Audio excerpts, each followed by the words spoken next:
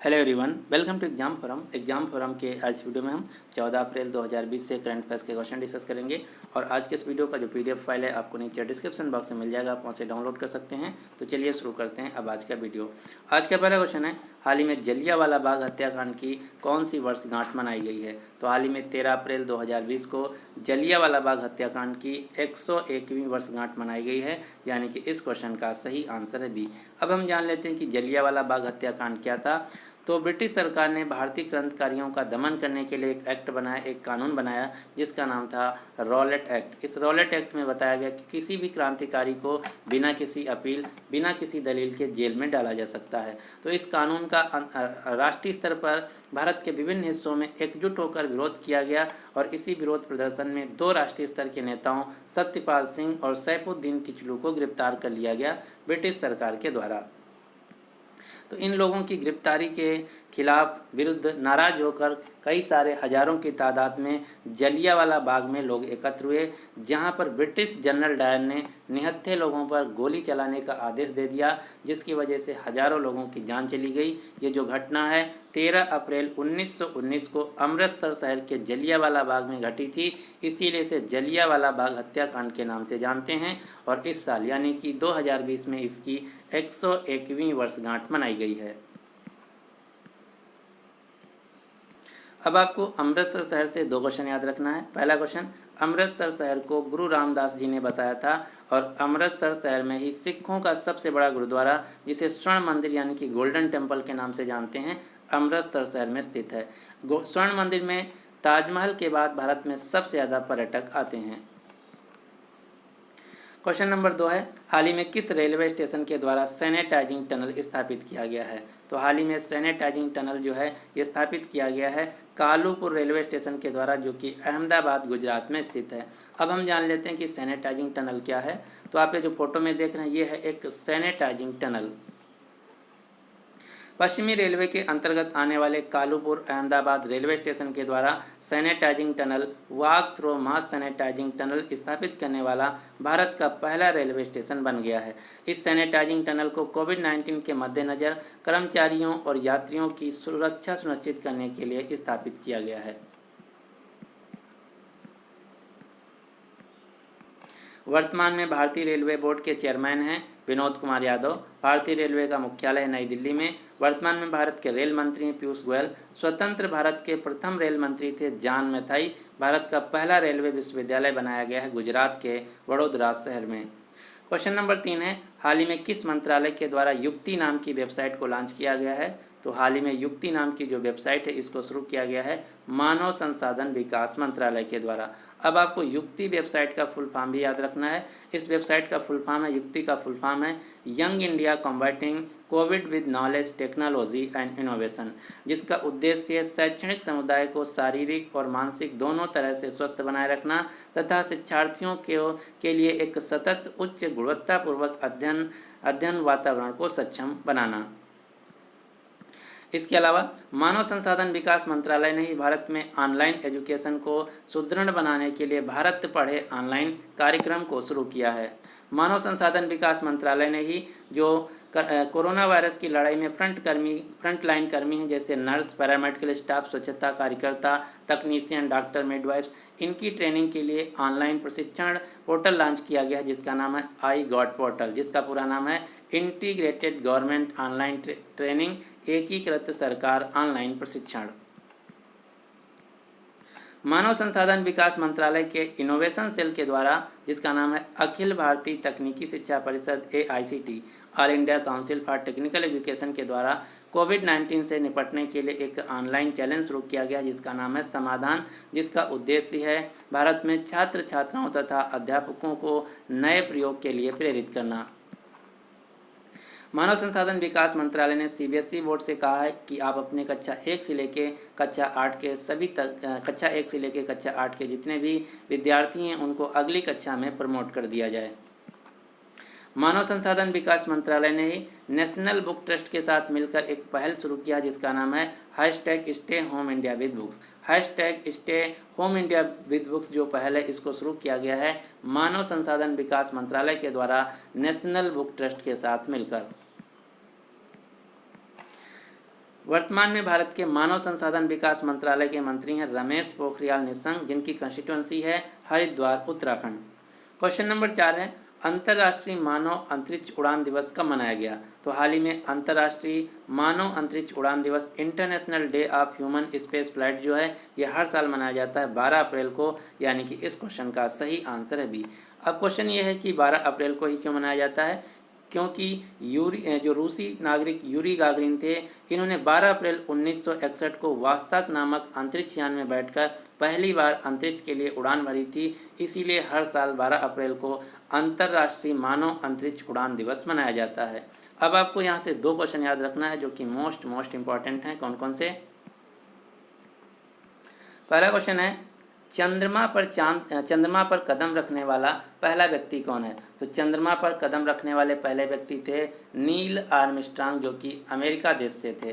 दूसरा क्वेश्चन पूछा जाता है कि अंतरिक्ष में कदम रखने वाले पहले व्यक्ति कौन थे? तो अंतरिक्ष में कदम रखने वाले पहले व्यक्ति थे यूरी गागरिन, जो कि एक रूसी नागरिक थे। अगला क्वेश्चन पूछा जाता है कि अंतरिक्ष में जाने वाली पहली महिला कौन थी? तो अंतरिक्ष में जाने वाली पहली महिला थी वैलेंटिना तेरेस्केवा, जो कि एक रूसी महिला थी। अंतरिक्ष में जाने वाले पहले भारतीय थे राकेश शर्मा। अब हम देख लेते हैं अप्रैल महीने के सारे दिन। 1 अप्रैल को मनाया गया उत्कल दिवस, जिसे हम उड़ीसा दिवस के नाम से जानते हैं। 11 अप्रैल को मनाया गया राष्ट्रीय सुरक्षित मातृत्व दिवस। 2 अप्रैल को मनाया गया वर्ल्ड ऑटिज्म अवेयरनेस डे। 4 अप्रैल को मनाया गया अंतर्राष्ट्रीय खाद्यान्न जागरूकता दिवस। 5 अप्रैल को मनाया गया राष्ट्रीय समुद्री दिवस। 7 अप्रैल को मनाया गया विश्व स्वास्थ्य दिवस। 10 अप्रैल को मनाया गया विश्व होम्योपैथी दिवस। क्वेश्चन नंबर 5 है हाल ही में कॉमेडियन टिम ब्रूक ट्रेलर को नोवल कोरोना वायरस के कारण निधन हुआ है। आपको बताना है कि जो कॉमेडियन टिम ब्रूक ट्रेलर थे इनका संबंध किस देश से था? तो जो कॉमेडियन टिम ब्रूक ट्रेलर थे ये यूनाइटेड किंगडम से थे, जिनका हाल ही में कोरोना वायरस के कारण निधन हो गया है। आप ये जो फोटो में देख रहे हैं ये है कॉमेडियन टिम ब्रूक ट्रेलर, जिनका हाल ही में कोरोना वायरस के कारण निधन हो गया है, जो कि एक ब्रिटिश नागरिक थे, यानी कि यूनाइटेड किंगडम से थे। यूनाइटेड किंगडम देश की राजधानी है लंदन और यहाँ के प्राइम मिनिस्टर हैं बोरिस जॉनसन। जो यूनाइटेड किंगडम देश ये 4 देशों को मिला के बनाया गया है। कौन कौन से देश? इंग्लैंड, उत्तरी आयरलैंड, स्कॉटलैंड और वेल्स। इन 4 देशों को मिला के कहा जाता है यूनाइटेड किंगडम, जिसकी राजधानी लंदन। इंग्लैंड की राजधानी भी लंदन है। उत्तरी आयरलैंड की राजधानी बेलफास्ट है। वेल्स की राजधानी कार्डिफ है। स्कॉटलैंड की राजधानी एडिनबर्ग है। क्वेश्चन नंबर 6 है हाल ही में किस राज्य ने फूड बैंक पहल को लॉन्च किया है? तो हाल ही में फूड बैंक इनिशिएटिव को शुरू किया गया है मणिपुर सरकार के द्वारा, यानी कि इस क्वेश्चन का सही आंसर है बी। अब हम जान लेते हैं कि फूड बैंक इनिशिएटिव क्या है। तो हाल ही में मणिपुर राज्य की सरकार ने कोरोना वायरस यानी कि कोविड-19 महामारी के खतरे को देखते हुए गरीबों और ज़रूरतमंदों को मुफ्त भोजन जैसी तत्काल सहायता प्रदान करने के लिए, जिन्हें लंबे समय तक राज्य में लॉकडाउन के कारण जरूरी वस्तुओं की कमी का सामना करना पड़ रहा है, उन लोगों की ज़रूरत के लिए फूड बैंक पहल को शुरू किया गया है। तो आपको याद रखना है ज़रूरतमंदों को खाना पहुँचाने के लिए फूड बैंक नामक पहल को शुरू किया गया है मणिपुर सरकार के द्वारा। मणिपुर राज्य के वर्तमान में मुख्यमंत्री एन बीरेन सिंह, राज्यपाल हैं नजमा हेपतुल्ला।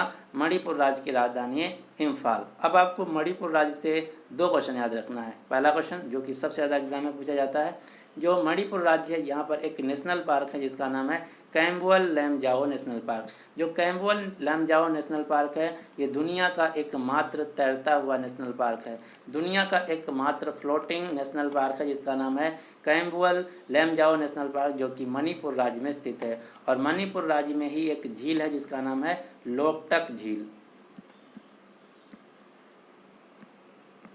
क्वेश्चन नंबर 7 है हाल ही में किस संस्था के द्वारा डबल लेयर खादी मास्क तैयार किया गया है? तो हाल ही में डबल लेयर खादी मास्क को तैयार किया गया है KVIC के द्वारा, खादी ग्रामों उद्योग आयोग के द्वारा। खादी ग्रामों आयोग यानी कि KVIC के द्वारा डबल लेयर खादी मास्क तैयार किया गया है। आप ये जो फोटो में देख रहे हैं ये है डबल लेयर खादी मास्क, जो डबल लेयर खादी मास्क हैं इसमें 70% नमी की मात्रा को अंदर बनाए रखने में मदद करते हैं और हवा को आसानी से गुजरने देते हैं। ये मास्क आसानी से दोबारा इस्तेमाल किए जा सकते हैं, धोए जा सकते हैं और बायोडिग्रेडेबल हैं। तो आपको याद रखना है जो डबल लेयर खादी मास्क हैं इनको बनाया गया है KVIC यानी कि खादी ग्रामों उद्योग आयोग के द्वारा। KVIC जिसका पूरा नाम है khadi and village industries commission, khadi और ग्रामोद्योग आयोग, जो कि भारत सरकार का एक उपक्रम है। वर्तमान में खादी और ग्रामोद्योग आयोग के अध्यक्ष हैं BK सक्सेना। इसकी स्थापना की गई थी 1956 में और KVIC का मुख्यालय है मुंबई, महाराष्ट्र में। क्वेश्चन नंबर 8 है भोगापुरम अंतर्राष्ट्रीय हवाई अड्डा किस राज्य में स्थित है। तो जो भोगापुरम अंतर्राष्ट्रीय हवाई अड्डा एक नया हवाई अड्डा बनने जा रहा है आंध्र प्रदेश राज्य में। ये न्यूज़ में क्यों आया, क्योंकि जो भोगापुरम अंतर्राष्ट्रीय हवाई अड्डा है इसको बनाने के लिए आंध्र प्रदेश सरकार ने GMR एयरपोर्ट लिमिटेड कंपनी को सौंप दिया है। तो आपको याद रखना है जो आंध्र प्रदेश का भोगापुरम अंतर्राष्ट्रीय हवाई अड्डा है इसको अब बनाएगी GMR airport limited company. Andhra Pradesh राज्य के वर्तमान में मुख्यमंत्री हैं YS जगनमोहन रेड्डी। आंध्र प्रदेश राज्य की राज्यपाल हैं विश्वभूषण हरिचंदन। आंध्र प्रदेश भारत का एकमात्र राज्य है जिसकी 3 राजधानियां हैं। कौन कौन सी? विधायी राजधानी अमरावती, कार्यकारी राजधानी विशाखापट्टनम, न्यायिक राजधानी कुर्नूल। आंध्र प्रदेश सरकार ने कोरोना वायरस के कारण लॉकडाउन के दौरान जो स्लम एरिया हैं, झुग्गीवासियां हैं, उनको हाथ धोने के लिए एक अभियान शुरू किया है जिसका नाम है मोबाइल हैंड वॉश सुविधा स्टेशन। आंध्र प्रदेश राज्य के विशाखापट्टनम शहर में भारत के 18वें रेलवे जोन का मुख्यालय जिसका नाम है दक्षिण तटीय railway zone, south coast railway zone, जो कि पिछले साल 2019 में बनाया गया है। इसका मुख्यालय है आंध्र प्रदेश के विशाखापट्टनम शहर में। क्वेश्चन नंबर 9 है कर्नाटक बैंक के नए MD और CEO के रूप में किसे नियुक्त किया गया है। तो हाल ही में कर्नाटक बैंक के MD और CEO के रूप में दोबारा से नियुक्त किया गया है महाबलेश्वर MS को। आप ये जो फोटो में देख रहे हैं ये हैं महाबलेश्वर MS, जिनको कर्नाटक बैंक के MD और CEO के रूप में दोबारा से नियुक्त किया गया है। ये ऑलरेडी कर्नाटक बैंक के MD और CEO थे। कर्नाटक बैंक जो कि एक प्राइवेट बैंक है जिसका मुख्यालय है कर्नाटक के मंगलुरु शहर में। अब आपको यहाँ पर बैंकों की बात हुई तो एक क्वेश्चन याद रखना जो कि मोस्ट इम्पॉर्टेंट है। 1 अप्रैल 2020 को सार्वजनिक क्षेत्र के 10 बैंकों का विलय करके 4 बैंकों में बनाया गया है। ये जो नियम है ऑफिशियल रूप से लागू हुआ है 1 अप्रैल 2020 को। इस नियम के लागू होने के बाद यानी कि इन बैंकों का विलय होने के बाद भारत में अब सरकारी बैंकों की संख्या घटकर हो गई 12। अब आपको याद रखना कि कौन सी बैंक किस बैंक में मर्ज हुई है, कौन सी बैंक किस बैंक में विलय हुई है। तो 1 अप्रैल 2020 को पंजाब नेशनल बैंक में oriental bank of commerce and United bank of India का विलय हुआ है। इस विलय के बाद जो पंजाब नेशनल बैंक है भारत की दूसरी सबसे बड़ी बैंक बन गई है पब्लिक सेक्टर की SBI बैंक के बाद। इसके अलावा केनरा बैंक में सिंडिकेट बैंक का विलय हुआ है, इंडियन बैंक में इलाहाबाद बैंक का विलय हुआ है, यूनियन बैंक में आंध्रा बैंक और कॉरपोरेशन बैंक का विलय हुआ है। क्वेश्चन नंबर 10 है हाल ही में सर स्टार्लिंग मास का निधन हुआ है। आपको बताना है कि सर स्टार्लिंग मास जो जिनका निधन हुआ है इनका संबंध किस क्षेत्र से था। तो जो सर स्टार्लिंग मास थे ये एक ब्रिटिश मोटर रेसिंग ड्राइवर थे जिनका हाल ही में निधन हो गया है। सर स्टार्लिंग मास इतने फेमस मोटर रेसर ड्राइविंग थे जिन्हें प्यार से मिस्टर मोटर रेसिंग के नाम से जाना जाता था। तो ये थे आज के करंट अफेयर्स के क्वेश्चन। अब आपके लिए क्वेश्चन क्या है कि किस बैंक ने डिजिटल बैंकिंग को बढ़ावा देने के लिए ट्विटर अभियान का शुभारंभ किया। तो इस क्वेश्चन का जो सही आंसर है आपको नीचे कमेंट बॉक्स में देना होगा। अगर आपको वीडियो पसंद आता है तो प्लीज़ इस वीडियो को लाइक कीजिए और अपने सभी दोस्तों के साथ